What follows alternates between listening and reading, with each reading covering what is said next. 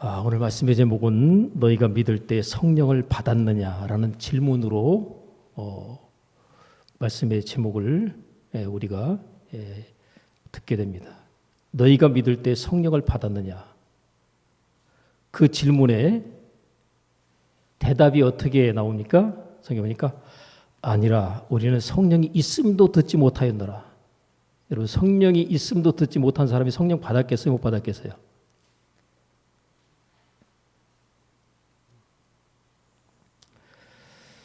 성령 받고 신앙생활 하는 사람과 성령 받지 않고 신앙생활 하는 사람이 교회 안에 공존할 수 있어요. 어떤 교회는 성령 받지 않은 상태에서 목사님이 성도들에게 신앙생활을 지도하고 가르치는 그런 교회가 있을 수 있고, 성령을 받게 함으로 말미암아 신앙생활을 하게 하는 그런 교회가 있게 됩니다. 그러니까 예수 믿어도 성령 받지 않고 신앙생활이 뭐예요? 가능하다. 그 사실을 우리가 오늘 함께 읽은 본문의 말씀을 통해서 확인할 수가 있게 됩니다. 자, 오늘 본문의 말씀 그 앞에 보면 사도행전 18장이 나오죠. 거기에 아볼로라고 하는 사람이 등장하는데, 이 아볼로라고 하는 사람에 대해서 뭐라고 표현했는가 하면 학문이 많고, 그러니까 굉장히 공부를 많이 했다는 거예요. 공부를 많이 했고 성경 말씀에도 아주 능한 자다. 성경에 대해서 굉장히 많은 지식을 갖고 있는 거예요. 그래서 배운 것도 많은데다가 성경 자체에 대해서도 굉장히 아는 바가 많아서, 그래서 사람들에게 가르치는 데 있어서 굉장히 탁월함을 드러냈어요. 그래서 그 사람 밑에서 성경을 배운 사람들이 있고, 그 제자들이 따르는 제자들이 있는데, 그 제자들이 에베소라고 하는 지역에 있었는데, 오늘 본문의 말씀에 보면 아볼로가라는 표현으로 나오죠. 아볼로가 고린도에 있을 때 바울이 윗지방으로 건너가 에베소에 와서 어떤 제자들을 만나. 여기서 말하는 어떤 제자들은 다시 말하면 아볼로에게 말씀을 듣고 배우고 가르침을 받은 사람들이 지금 바울을 만난 겁니다. 그래서 바울이 그들에게 물어보는 거예요. 아볼로에게 하나님의 말씀을 듣고 배움을 가진 그들에 대해서, 성령에 대해서 물어보니까 성령이 있음도 들어본 적이 없대요. 그 누가 가르쳐 준 거예요? 아볼로라고 하는 사람이 하나님의 말씀을 전하고 가르쳐 줬는데, 그를 통해서 배웠는데 성령에 대해서는 배운 바가 없다는 거죠. 하나님 말씀을 계속해서 듣고 배우고 했음에도 불구하고 성령에 대해서는 들어본 바가 없이 그렇게 가르침을 받았고 신앙생활을 해왔다는 것이죠. 그래서 바울이 물어봅니다. 바울이 가로되 그러면 너희가 무슨 세례를 받았느냐? 그랬더니 요한의 세례를 받았다는 거예요. 요한은 회개하라 천국이 가까웠느니라고 하면서 그때 요한이 물로 세례를 줬잖아요. 물 세례를 얘기하는 겁니다. 사람들이 물로 세례받은 것 자체가 바로 요한의 세례라는 성격으로 이해를 하고 있는 거죠. 그때 사도 바울이 이 설명을, 간단한 내용이지만 설명을 합니다. 요한이, 세례 요한이 자기를 믿으라고 하지 않고 내 뒤에 오시는 이가 있는데 그분을 믿어야 된다라고 얘기했거든요. 근데 그분이 바로 예수님이라는 거예요. 그러면서 너희가 세례를 받되 요한의 세례가 아니라 누구의 세례요? 예수님의 이름으로 세례를 받아야 된다라고 하는 거죠. 그랬더니 그들이 그것을 갖다가 인정하고 받아들이면서 세례를 받게 됩니다. 그런데 세례를 받는데 5절에 보니까 저희가 듣고 주 예수의 이름으로 뭐를 받아요? 세례를 받죠. 이게 이제 물 세례의 성격입니다. 우리가 이제 세례를 받는다고 할 때 물로 세례받는 어떤 것을 갖다가 물세례라고 표현하는데, 우리가 이제 물세례에 대한 것은 세례받는다고 할 때 이해를 하잖아요. 뭐 침례든지 세례든지의 성격으로. 그래서 우리의 죄를 갖다 예수님께 넘겨드리고 우리는 죄로부터 노임을 받는 그런 성격이 바로 이제 물로 세례를 받는 거거든요. 근데 물로 세례를 받은 사람들 가운데 성령으로 세례를 받았다는 표현에 대한 것이 바로 이제 사도행전 1장에 나오는데 요한은 물론 너에게 세례를 베풀었으나 너희는 몇 날이 못되어 성령으로 그다음에 뭐야? 세례를 받으리라 이렇게 돼 있잖아요. 그죠? 물 세례가 있고 뭐가 있다? 성령 세례가 있다. 근데 많은 예수 믿는 사람들이 무슨 세례는 받아요? 내가 예수 그리스도 성부와 성자와 성령의 이름으로 세례를 주노라 하고 물로 세례를 주잖아요. 그래서 이 사람은 하나님의 자녀가 되었습니다 라고 하는 것을 선포하죠. 그죠? 그래서 그 사람은 물로 세례를 받아서 하나님의 자녀가 되었음을 모든 사람들에게 공인받는 거예요. 하나님의 자녀가 됐어요. 하나님의 자녀에게 하나님께 주시는 바의 은혜가 뭐죠? 구원이라고 하는 선물을 주시는 거죠. 그죠? 그래서 예수님을 나의 구주로 믿음으로 받아들이면 하나님께서 구원이라고 하는 선물을 우리에게 주십니다. 그러니까 사람들이 물로 세례받는 것을 나는 물로 세례 안 받겠다. 그럼 뭐예요? 나는 예수님을 뭐 하겠다는 거예요? 믿지 않겠다는 거예요. 예수를 믿지 않겠다는 것은 구원의 선물을 받지 않겠다는 것과 같은 겁니다. 그래서 물로 세례받는 것은 굉장히 중요한 의미가 있죠. 성령으로 아니하고는 누구든지 예수를 주시할 수 없느니라. 그러니까 예수님이 나의 주님이고 나의 구원자가 되시고 그분이 나의 죄를 대신하여 십자가에 죽으셨다는 이 사실을 인정하고 믿음으로 고백하는 이 자체는 누구의 역사예요? 성령의 역사입니다. 성령의 역사가 아니면 예수님이 나의 구주로 믿어지고 인정하고 받아들일 수가 없다는 거죠. 받아들이는 그 자체는 뭐예요? 성령의 역사입니다. 귀신의 역사는요, 예수님을 믿도록 하겠어요? 믿지 못하도록 회방하고 방해하겠어요? 교회에 나오라 그러면 교회를 나오도록 성령께서는 역사하시고 싶지만 귀신의 역사가 더 강하면 교회 나올까요? 못 나올까요? 못 나옵니다. 그러니까 세상에서 하나님 없이 내 뜻대로 내 마음대로 살겠다라고 하는 사람들에게는 누가 그들의 마음과 생각을 잡고 있는 거예요? 악한 영들이 잡고 있는 겁니다. 악한 영들이 잡고 있는 것이 훨씬 더 세기 때문에 거기에 붙잡혀 있는 거예요. 근데 그것을 극복하고 내가 교회의 문턱을 넘고 발걸음을 하려고 하게 되면 성령께서도 역사하시지만 악한 영들이 더 강하게 역사하는 그 상황 속에서는 문턱 넘기가 어려운데 정말 하나님의 은혜로 무의 문턱을 딱 넘잖아요. 교회 문턱을 딱 넘었다 그러면 이거 성령의 역사입니다. 교회 문턱을 딱 넘어서 들어온 자체가 하나님께서 하나님의 전도로 들어올 수 있도록 역사하신 것이 그게 성령 역사거든요. 교회 문턱을 넘는 자체만으로도 성령의 역사라면 예수님을 구주로 영접하는 그 자체는 뭐예요? 당연히 성령의 강력하신 역사죠. 근데 여러분, 성령의 역사하심과 내가 성령을 받는 것과는 다를까 같을까요? 다른 겁니다. 구약 성경 속에서 성령의 역사는 굉장히 많이 나타났어요. 근데 성령을 공식적으로 하나님께서 내려서 사람들 안에 들어가 역사하도록 하는 그것은 하나님이 허락하지 않았다는 거죠. 여러분, 선물 받는 거 좋으세요? 싫으세요? 선물. 자, 선물 드릴게요. 받으실 분. 나 안 받아요. 이런 사람도 가끔 있어요. 보면 선물 주면. 선물 딱 줬는데 보니까 별거 아닌 것 같아. 예?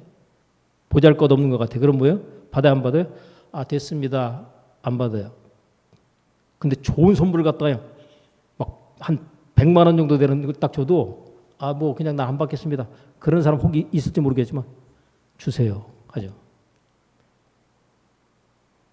여러분, 그 마켓 그 개장을 딱 하면서 사람들에게 막 할인하잖아요. 할인 행사.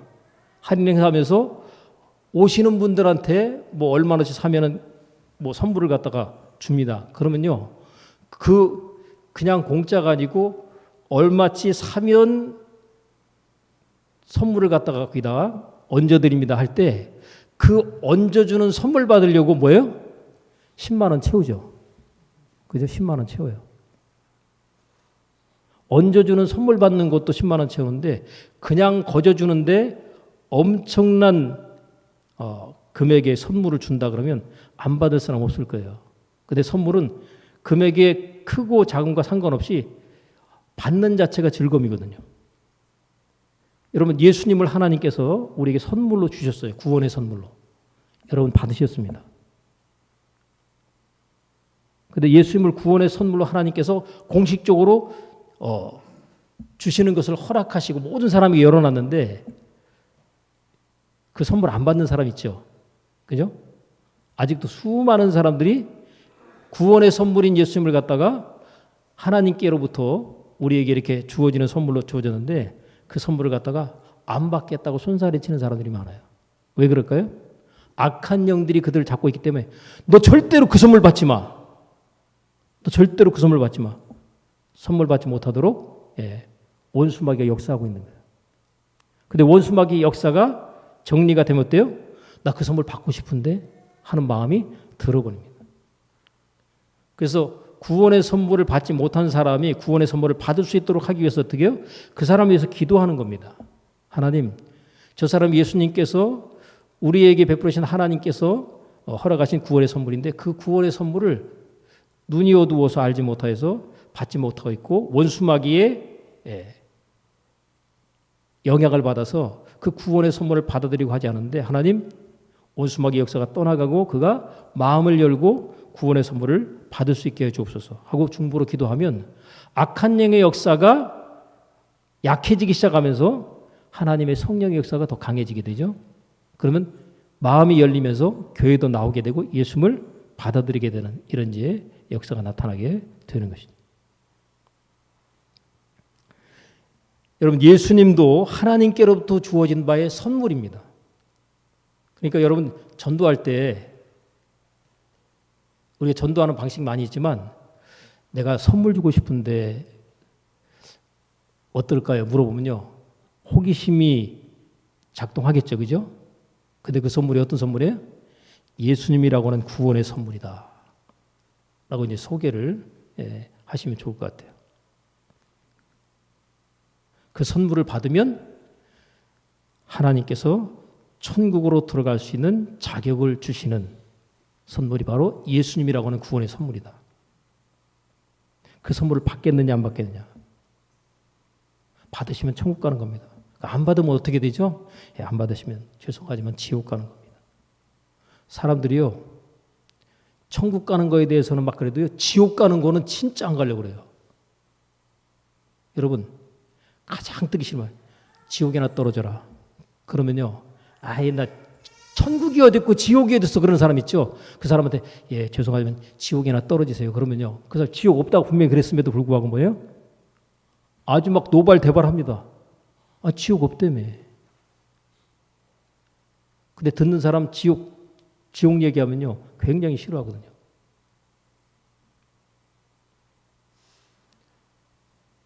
여러분, 감옥이 있잖아요. 지옥도 있어요. 살아생전에 잘못하면 가는 곳이 감옥이라면 죽은 후에 심판의 결과로 가게 되는 것이 뭐예요? 그것이 또 지옥입니다. 이 땅은 그림자고요. 죽고 난 이후에는 정말 실제의 세계가 펼쳐지게 되는 것이죠.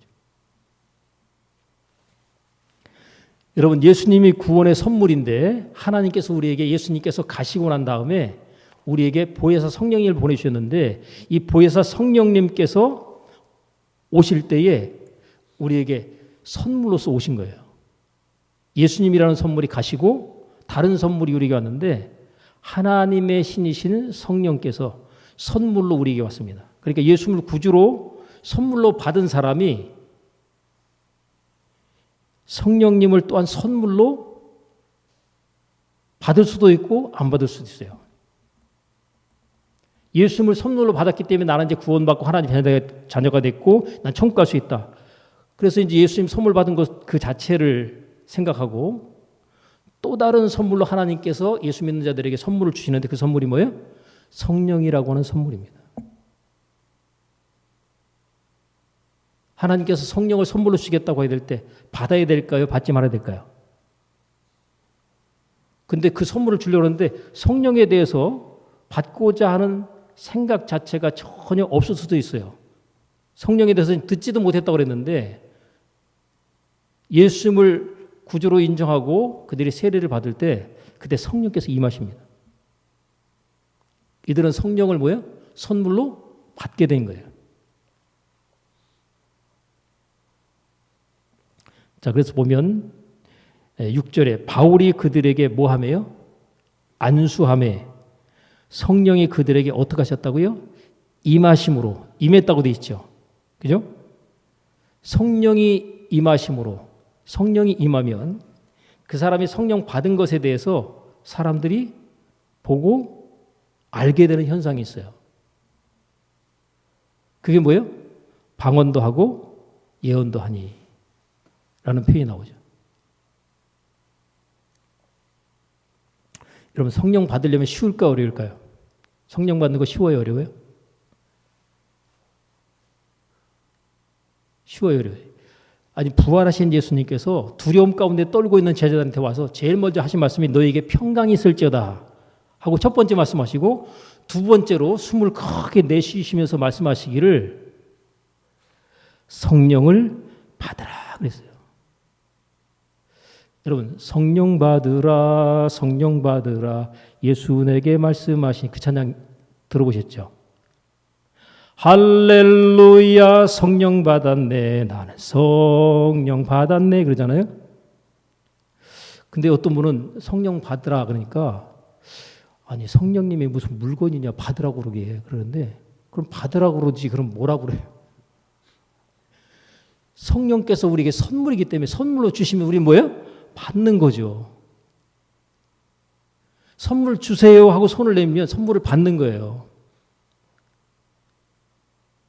아니, 성령님께서 인격적인 분이신데 무슨 받으라 물건이냐 그러는데, 그런 식으로 따지지 말고 성경에서 예수님께서 성령을 받으라 그랬거든요. 예수님한테 따지세요. 성령님께서 인격적인 분이신데 그분을 갖다가 물건이냐 받게 그러는데 예수님이 그렇게 하셨다니까. 하나님께서 너희에게 선물로 준비해 놓으셨는데 그 허락하신 하나님의 영이신 성령님을 너희가 받으라는 거예요. 근데 성령 받는 방법에 대해서 예수님께서 받으라고 말씀하시고 제자들에게 너희는 예루살렘을 떠나지 말고 내게 들은 바 아버지 약속하신 것을 기다리라는데, 이 아버지 약속하신 게 뭐겠어요? 이게 성령입니다. 성령 주시겠다는 약속이 하나님께로부터 있었는데 그것이 이제 그들에게 주시기 위해서 기다리라는 거예요. 예루살렘 떠나지 말고 성령 받기 위해서 기다리라는 거예요. 근데 기다리는데 그들이 기다릴 때 그냥 맹놓고 기다리겠어요? 기도하며 기다리겠어요? 성령 받기를 사모함으로 하나님 앞에 간절히 구하라는 거거든요. 근데 성경에 보니까 열흘 동안을 구했더라고요. 열흘 동안을 간절히 하나님 앞에 120명의 사람들이 기도를 했어요.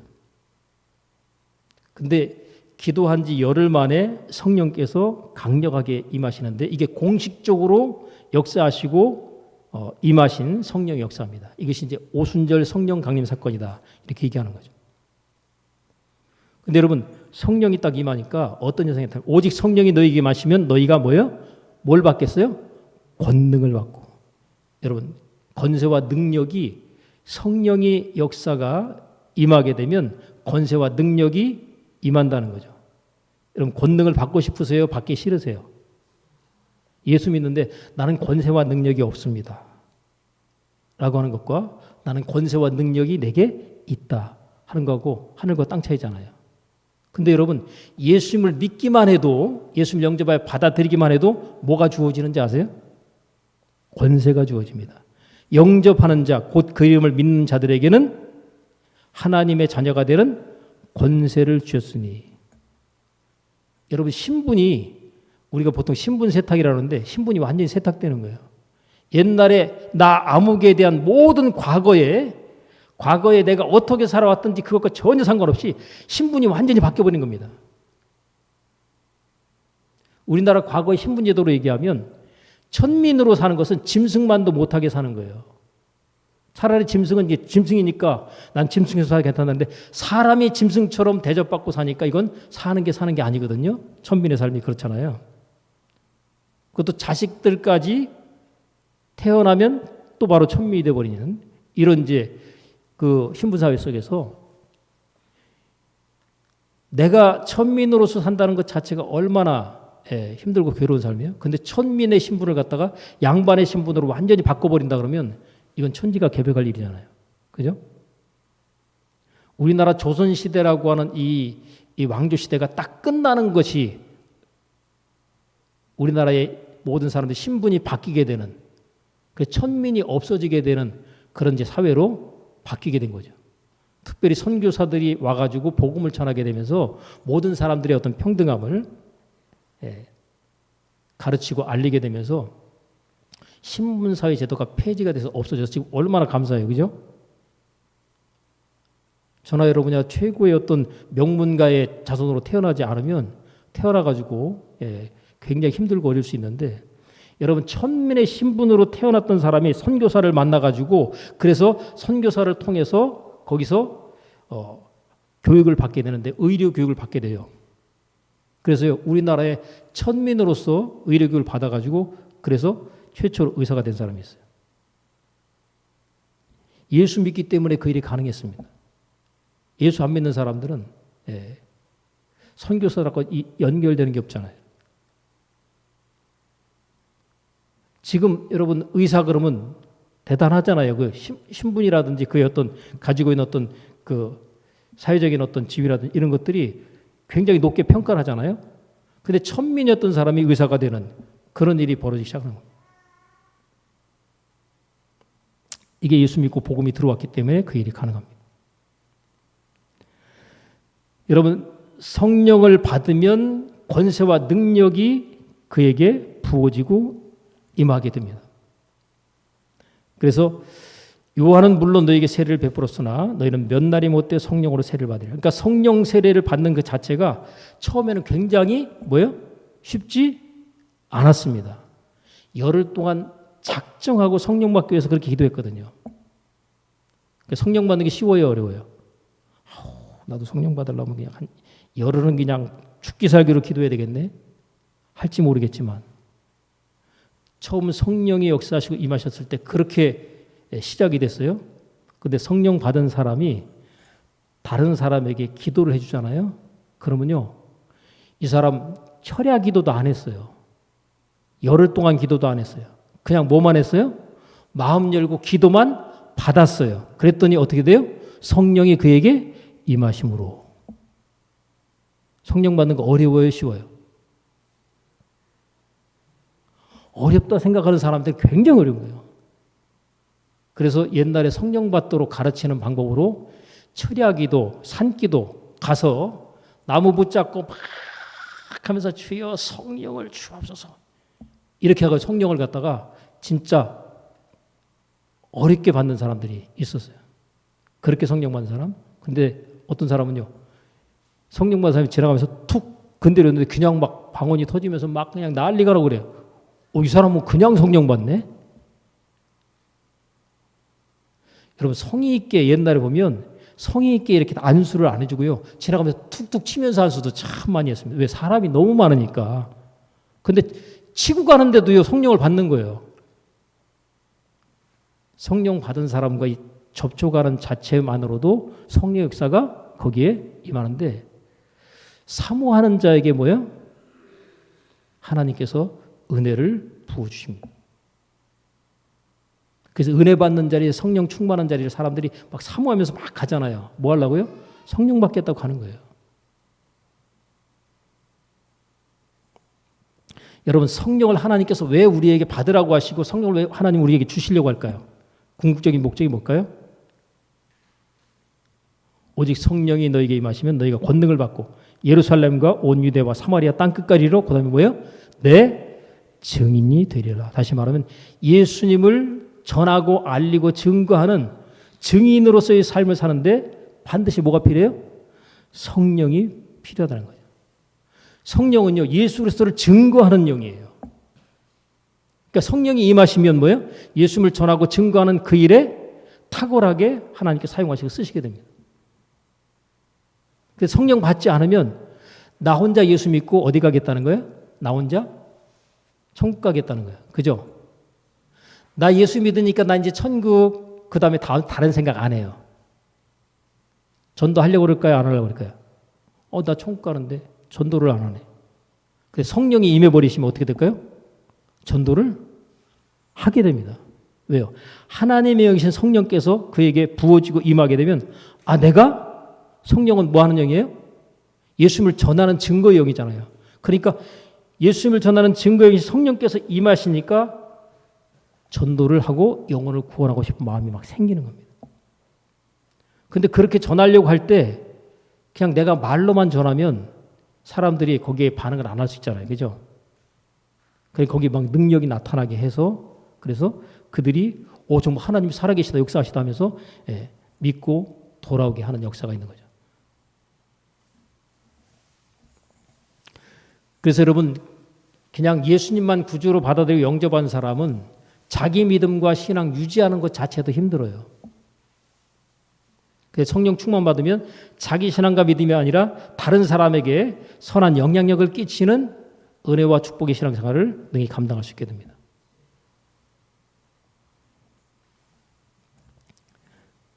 자, 성령께서 선물로 우리에게 주어진다는 사실을 베드로가 이렇게 설명했습니다. 너희가 각각 예수 그리스도 이름으로 세례를 받고 죄 사함을 받으라. 그러면 성령을 선물로 받으리니. 성령 아예 선물이라고 얘기해놓죠. 그죠? 여러분 예수님을 받아들이면서 회개하는 그 자체만으로도 성령께서 선물로 우리에게 주어지는 게 있어요. 그러니까 어떤 분은요 그냥 하나님 앞에 나와서 기도하는 가운데 막 회개하고 있는데 회개하는 중에 성령이 확 임해버리시는 사람이 있어요. 회개와 성령은 굉장히 밀접한 관계가 있습니다. 그냥 입으로 그냥 하나님 아버지 제가 알고 지은지 모르고 지은지 맞사오니 이런 게 아니라 자기가 잘못한 것이 딱 깨달아졌을 때 그것을 가지고 막 정말 간절하게 하나님 내가 정말 죽일 놈입니다 하면서 하나님 앞에 자기의 어떤 그 죄에 대한 것을 막 애통함으로 하나님 앞에 고백하고 회개할 때 그때 성령께서 강력하게 임해버리십니다. 그래가지고 막 그 성령께서 회개하게 했을 때 보면 뭐 어렸을 때 그냥 남의 집에서 물건 훔친 거, 서리한 거, 뭐 이런 것들 있잖아요. 주인한테 안 들켜가지고 잘못했다고 생각도 안 했던 거 생각나게 해서 그런 것까지 다 회개하게 하신다는 거죠. 성령 역사하심.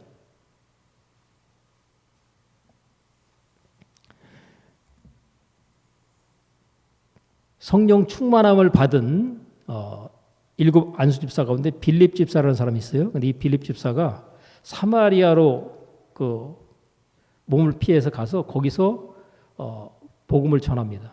근데 복음을 전할 때 그냥 복음만 전하면 사람들이 믿을까 안 믿을까요? 너나 믿으세요. 요즘에도 그러는데 그때 당시에 얼마나 예수 믿는 사람이 박해와 핍박이 많았는데 누가 예수 믿으려고 그래요? 근데 예수님을 갖다 믿는 복음을 갖다 증거하는 것과 함께 기도를 하게 되는데 귀신이 떠나가고 모든 병든 사람들이 막 낫기 시작하는 거예요. 그래가지고 사마리아 지역에서 난리가 났어요. 빌립 집사 한 사람이 들어오고 난 그 상황에서. 근데 성경에 보면 그렇게 되어 있습니다. 예루살렘으로 이 사마리아 지역에서 큰 역사가 나타났다는 소식을 들었는데 그래서 베드로와 사도 요한이 이 사마리아 지역을 방문합니다. 근데 성경에 뭐라고 표현하냐면 그들이 병 고침 받고 뭐 귀신이 떠나가고 하는 그런 일들이 쫙 있었음에도 불구하고 아직까지 하나님께서 그곳에 성령을 내리신 적이 없다 이렇게 돼 있어요. 귀신이 떠나가고 막 병자들이 다 낫고 그랬는데 성령을 받은 사람은 뭐예요? 없다는 거예요.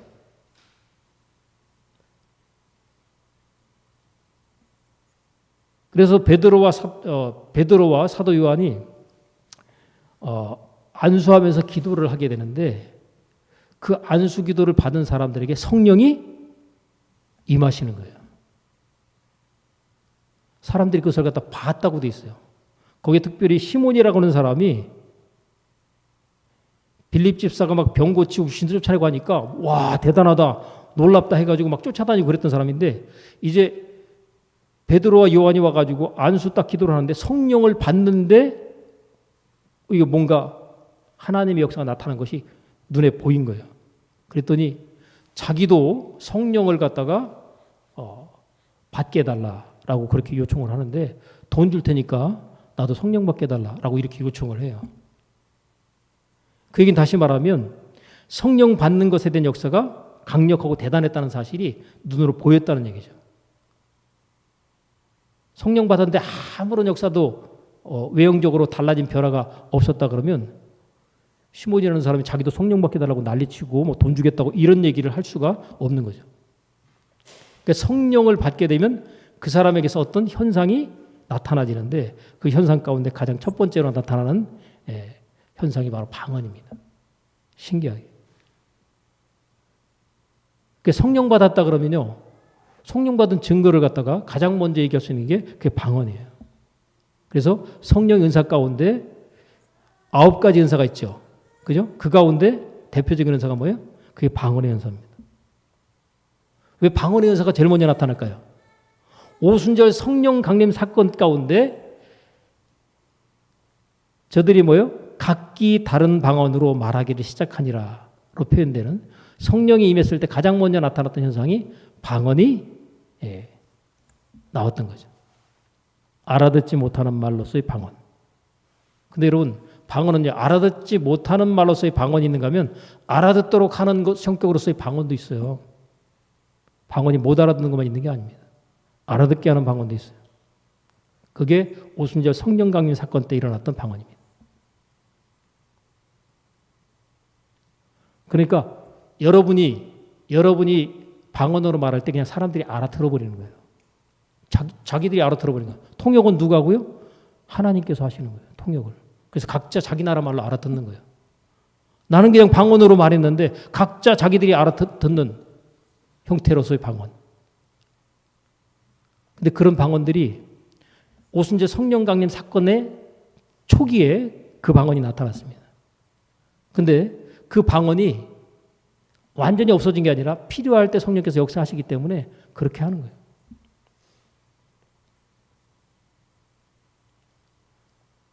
그래서 하나님께서 어떤 사람에게 어떤 메시지를 갖다 전달하려고 하게 될 때 하나님이 거기에 개입하시고 역사하시면 여러분 제가 한국말로 말해도 영어밖에 못 말하거나 듣지 못하는 사람도 한국말로 말하는데 영어로 그냥 본인이 알아들어 버리게 되는 그런 현상이 나타날 수도 있는 거예요. 하나님 메시지를 전하려고 할 때.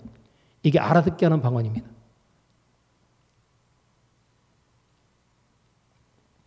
근데 하나님께서 우리에게 일반적으로 성령 받으면서 나타나게 하시는 바의 그 은사로서의 방언은 이거는 알아듣지 못하는 방언인 거죠.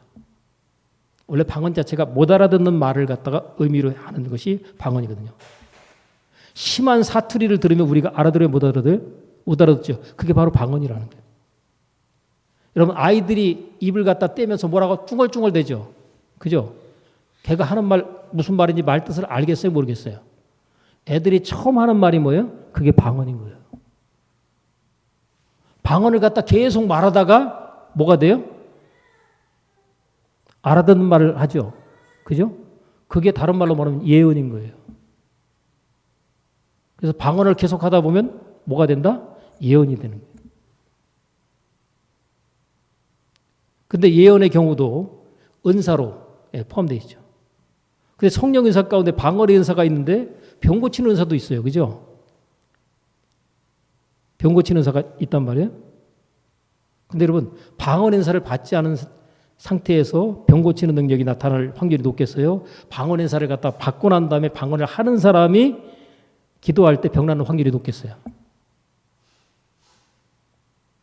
그래서 여러분 성령 은사 가운데 하나님께 방언 은사를 딱 주시는 것은 방언의 은사를 적극적으로 선물로 받아서 잘 사용하고 쓰게 되면 나머지 은사들은 따라서 나타나도록 하나님이 역사하시는 겁니다.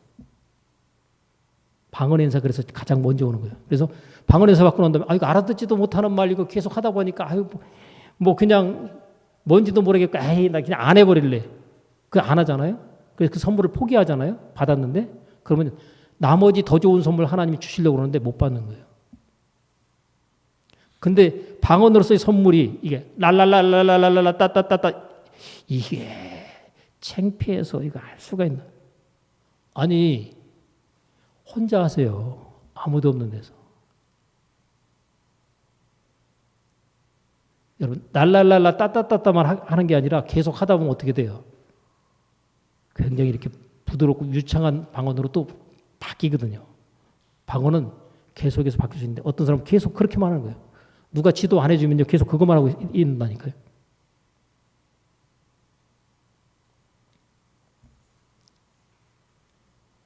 여러분, 방언의 은사를 통해서 하나님께서 능력이 계속 나타나게 하셔서 복음 전하는 일에 효과적으로 사용할 수 있도록 하나님이 역사하시는데, 여러분 성경에 보니까 사도들뿐만 아니라 그 7 집사를 포함한 일반 평신도들도 성령 충만 받고 난 다음에 복음 전하는 일에 있어서 강력하게 하나님께서 사용하고 쓰십니다.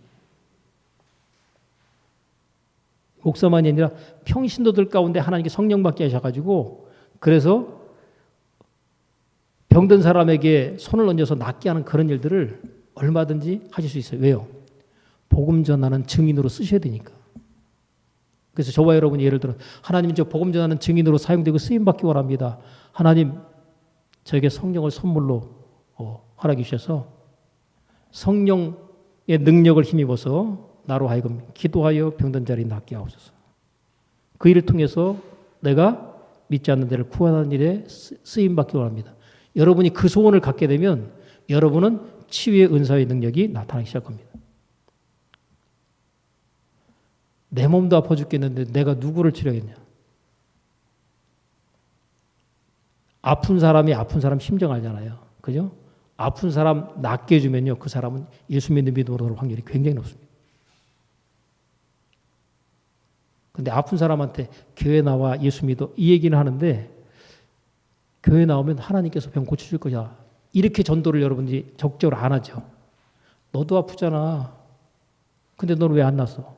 그러면 또 할 말이 없으잖아요. 하나님, 내가 예수 믿으면 병 낫는다고 얘기했더니만 너 맨날 아파서 골골하면서 너나 고쳐. 그러면 내가 무슨 할 말이 있겠습니까? 하나님, 제 몸부터 고쳐주옵소서.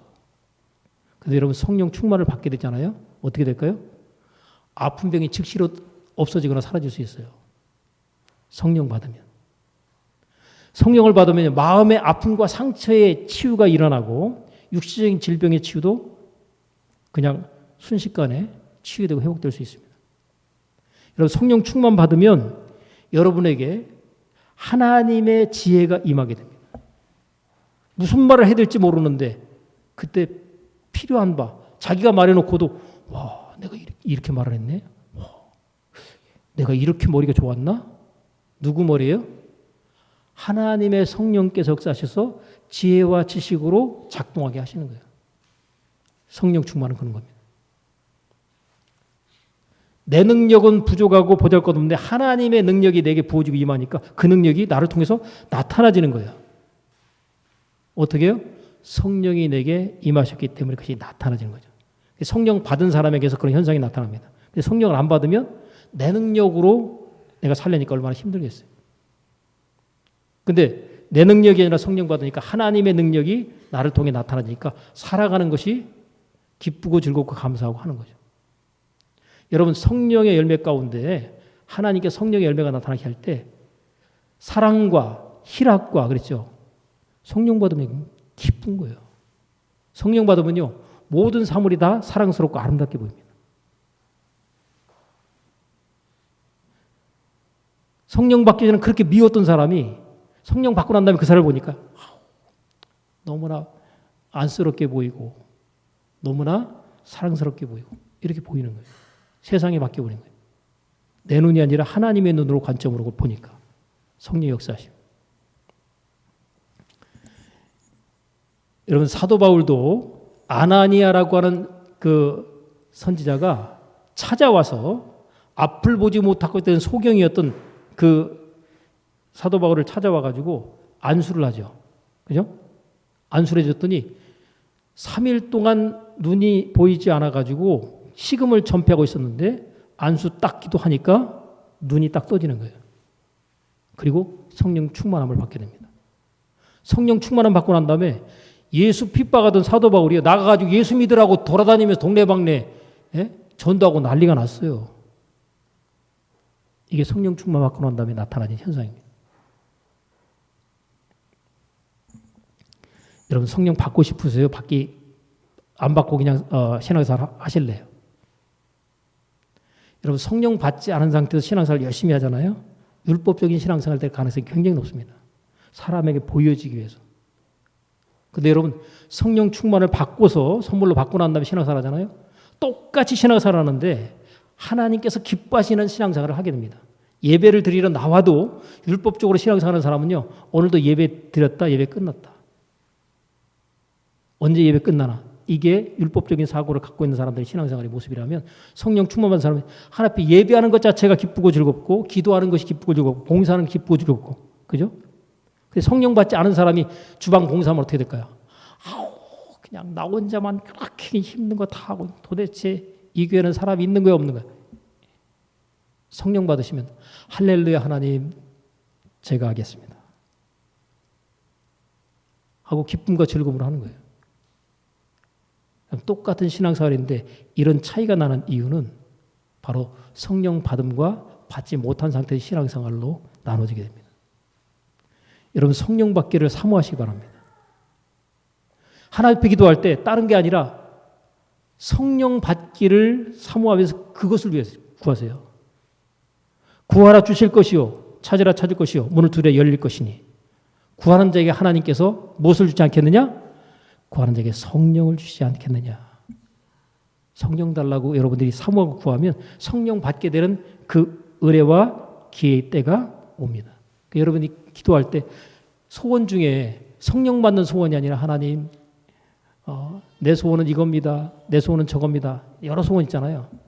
성령 딱 받게 되면 그 사람이 받은 바의 성령의 역사 안에서 그 사람이 무엇을 구하든지 다 하나님이 이루십니다. 왜요? 그 사람의 소원은 누구 소원이에요? 하나님의 소원이 되기 때문에 그때부터 그 사람이 하는 말이 하나님 책임 주십니다. 왜요? 그의 입의 말은 누구의 말이에요? 자기 말이야. 성령께서 그 입을 통해서 말하기 때문에 그 말하는 대로 하나님 역사를 하시게 되는 겁니다. 그래서 성령 받은 사람을 위해서 기도할 때 문제가 풀어지고 병자들이 낫고 해결되는 거예요. 그러니까 여러분이 하나님 앞에 기도할 때 성령 충만을 받고 난 다음에 여러분의 미래와 인생과 앞길에 대해서 하나님 앞에 맡기고 기도하잖아요. 그거 하나님이 반드시 책임주십니다. 성령 받고 신앙생활하는 그것이 성령 받지 않고 신앙생활하는 것과의 차이가 너무나도 확연하고 분명한데 오늘날 예수 믿는 사람이 성령 잘못 받았다가 이거 하나님한테 콕겨가지고 이거 평생의 내 인생 내가 원하는 대로 사는 게 아니라 원치 않는 인생 끌려가는 거 아닌가 이렇게 생각하는데 전혀 잘못된 생각입니다. 성령 충만을 통해서 저와 여러분의 인생과 삶 가운데 하나님께서 기뻐하시는 하나님께 영광 주는 축복의 삶이 나의 삶 가운데 예비되었다 이 사실을 꼭 기억하시고 순간순간 날마다 하나님을 구하되 그 구하는 바에 하나님 바로 하나님의 성령인 것을 여러분들이 기억하시고 하나님 제가 하나님과 하나님의 능력을 사모하고 구합니다. 나에게 성령의 기름 부으심으로 기름 부어 역사해 주옵소서. 네. 성령 충만을 받은 경험이 있는 분들은 성령의 계속적인 기름 부으심과 임재를 사모함으로 하나님 앞에 기도하여 나가심으로 말미암아 하나님께서 원하시는 은혜와 축복의 인생 아름답게 살아갈 수 있기를 간절히 축복합니다. 기도드립니다. 하나님 아버지, 너희가 믿을 때 성령을 받았느냐 하는 이 질문에 대해서 우리가 아니요 나는 성령에 대해서 들어본 적도 없고 성령을 받은 적도 없습니다의 이와 같은 신앙생활과 믿음이 아니라 성령의 충만함을 체험하고 다른 사람에게 성령 받을 수 있도록 돕고 은혜 가운데 선한 영향력을 끼쳐서 땅에서 이런 하나님의 나라를 이루어가는 데 있어서 하나님께 복되게 사용되고 쓰임받는 은혜와 축복의 사람이 될 수 있도록 하나님 우리 마음 가운데 이 소원 품고 나가는 중에 성령의 충만함과 기름 부으심으로 하나님의 날이 될 때까지 이 믿음과 이 신앙 가지고 하나님께 기쁨과 영광 돌리며 살아가는 우리 인생과 삶 되도록 주님 은총 베풀어 주옵소서. 예수님의 이름으로 기도합나이다. 아멘.